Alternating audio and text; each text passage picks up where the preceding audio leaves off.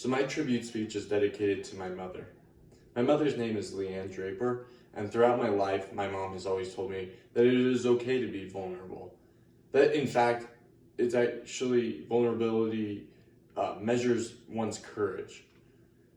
However, this message didn't necessarily resonate with me until I had turned 9 years old. And when I turned 9 years old, my mother was diagnosed with breast cancer. And according to the Susan G. Komen organization, they estimate that approximately 270,000 new cases of invasive and non-invasive breast cancer is diagnosed each year, and that's what they anticipate for the year of 2020. In January of 2008, my mom was diagnosed with breast cancer, so she was one of those 270,000 average cases each year. It was a shock to my immediate family and extended family because my mom has always been a very active person, being from Colorado. She loves to go mountain biking, she loves to go skiing, she loves to run, and she overall lives a very healthy lifestyle. She's predominantly vegetarian, etc. So she makes sure that throughout her life she's ensured that she's had maintained a healthy lifestyle. So when she was first diagnosed, it was, like I mentioned, a shock to all of us, and it was a time when my dad, my brother, and I were facing adversity and were incredibly vulnerable. However, while all of my family was vulnerable, my mom especially was, and her courage shined throughout her diagnosis. And I remember my mother always telling me things like, in life you have to determine what it is that you can and can't control, and she would emphasize that her breast cancer was something that she couldn't control and that she had to work through that.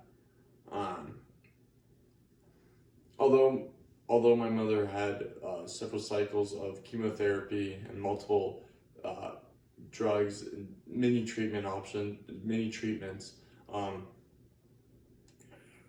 that impacted her significantly, physically, mentally, emotionally, etc. She still made sure that my dad, my brother, and I were at the forefront of her importance. So she made sure to value her time with my brother, my dad, and I. Luckily, in 2009, my mother's oncologist told her that she was breast cancer free, and so this was a very exciting part of her life in particular and my family's. However, the oncologist let us know that patients aren't technically considered breast cancer free until at least 5 years have passed. And so in 2014, her 5-year anniversary had passed of being breast cancer free, and that was when she could officially say that she was breast cancer free. And then moving forward, 2019 just passed, where my mother celebrated her 10th year of being breast cancer free. And according to the American Cancer Society, they estimate that the 5-year survival rate for any specific stage of breast cancer is approximately 90%. So my family and I are very hopeful for her odds. So upon reflection, my mom's breast cancer diagnosis taught me, my brother, my dad, and her a lot about the importance of courage and resilience at a time of vulnerability.